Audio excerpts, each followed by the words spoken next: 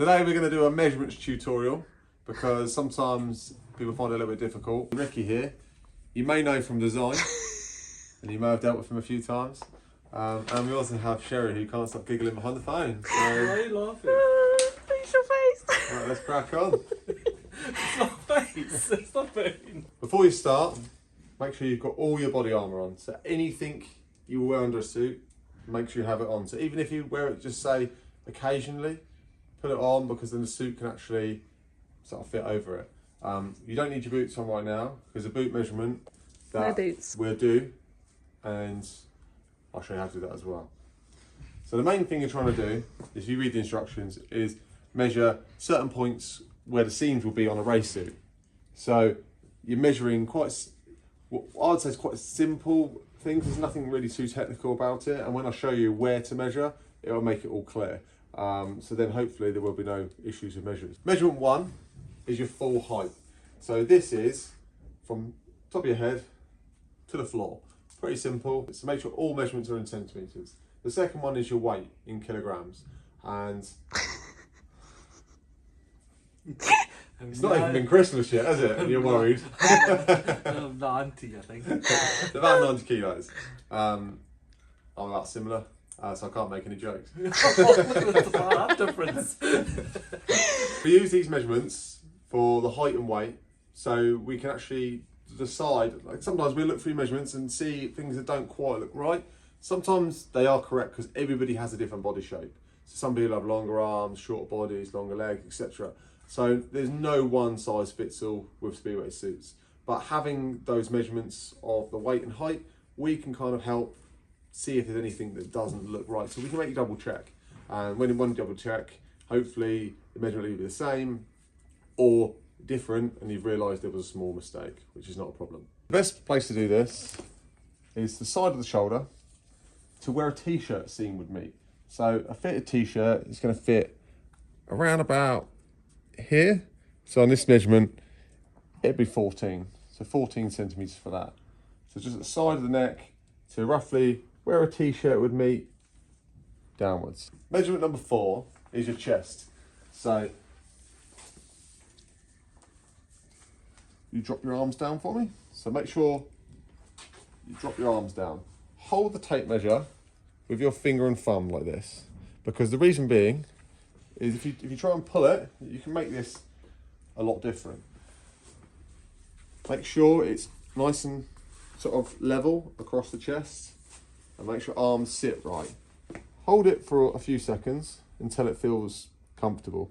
If it's dropping down, it's too loose. If you feel like you're pulling it in, it's too tight. So for this one, comfortable measurement, probably 114. The next one, we have the waist circumference. So again, all the way around, you drop your arms down for me. Always make sure your arms are by your side when it's around you and relax. Because if you want to breathe in, that's fine, but you're not going to breathe in the whole time you're racing bikes. Again, just double check. It's flat around there, not caught on anything. That'll be 102. The next one is hips. Again, circumference.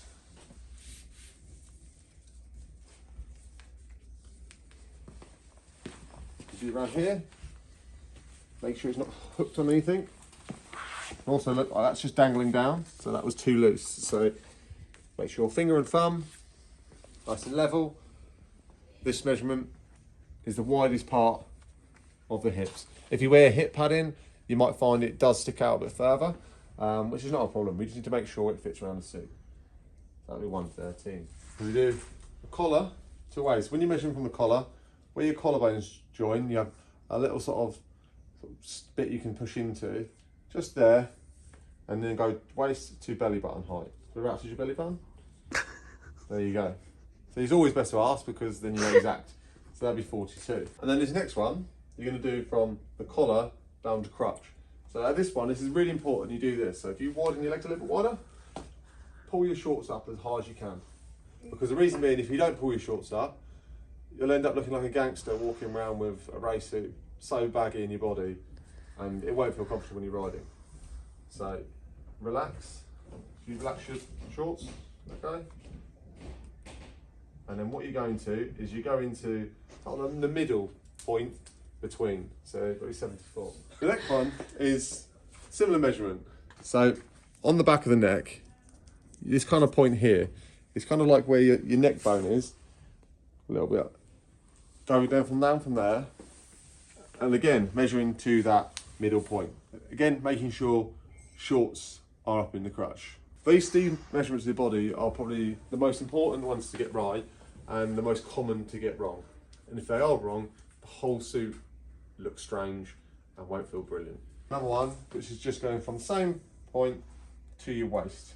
We have size 11, which is one of the most simple ones to do to get this body length correct. If you have a longer tape measure like this, it makes life easy. So you're going from the collar at the front all the way to the neck bone. What you want to do is just give it a little tug to make sure it's sat close against the skin. And is that close against your skin? Yes. Yeah, okay. So then we know this size of 170 is snug to the body and it's going to fit. Because we add allowances on for all our sizes, so we know it'll be perfect. We've got inside leg to centre of knee. So find the kneecap, measure down, and then you can measure onto the next size to the ankle bone.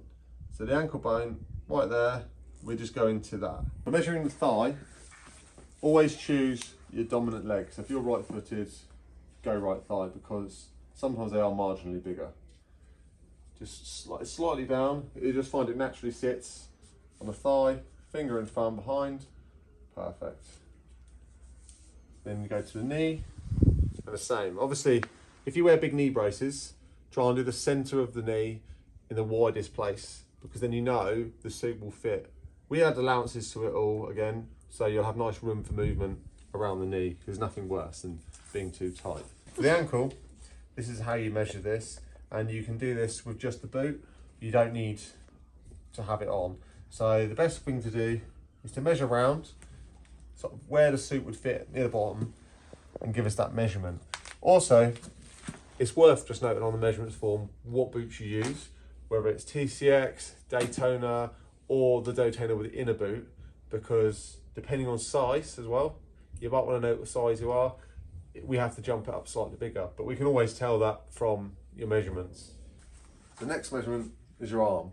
What you want to do is your arm's measured at about 45 degrees, as though you're sort of sitting on your bike, holding the handlebars. So for the inside arm seam, make sure the arm is at 45 degrees. Go into the elbow and then to the wrist bone, just like that. And then we have the outside arm seam. This is one sometimes people find a little bit difficult. So arms at 45 degrees. The reason this one is a little bit difficult is because you're trying to work out where on the back to put it. And you kind of, again, want to go t-shirt seam kind of here, but you want to start at this point. So you can go around the edge of the outer elbow to the wrist bone. So the wrist bone just there. And this will be different measurements depending on how long your arms are, but also how wide your pads are. If you have bigger pads, you'll have a bigger outside. So again, when you go from the back of the suit, kind of a workout t-shirt seam will be about there. Arm at 45 degrees to wrist bone. Just working out this point of a t-shirt seam, if you work that out, makes your life a lot easier. The next one, we have bicep. Again, choose your more dominant arm because it tends to be a little bit bigger. You can just wrap it round, finger and thumb, sort of here. This one's a little bit in between, so 34, 35. If you like your suit a little bit tighter, you can go that. You can go the 34.5. It's not going to make too much difference for that measurement. If you have padding, that will make it a lot bigger. Elbow, you want to go through, again, arm at 45 degrees to the widest part of this pad, which is there. The reason we do it at 45 degrees is because if we measured it straight, the measurement would be a lot smaller And then when we make the suit, when you bend your elbow, it'll be too tight. So the allowances we've made will work perfectly for your measurement to be done at 45 degrees. We now have a measurement from the elbow to wrist bone. This is so we can ensure the location of the curvature of the panel is in the correct place. So that's what this one's for. And then we have your wrist measurement. Again, I'm not pulling anything tight, I'm not letting it hang loose, just exact measurements. The reason we want exact measurements is because we add allowances to every part of the race suit.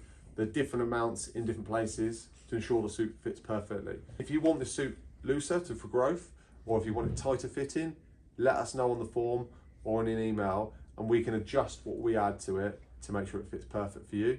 A lot of people with children, they ask us to add allowances. Do not add allowances yourself, because this has been done in the past and the suits just don't fit right. We know where to add a bit of growing room or a bit of extra looseness to make it feel nice for you. If you have any questions from all this video, then you can always email, ask, or give us a call. But hopefully this has helped everybody do some measurements. Ricky, Thank say you, goodbye. Ricky. Thank you to Sherry for videoing. You're welcome.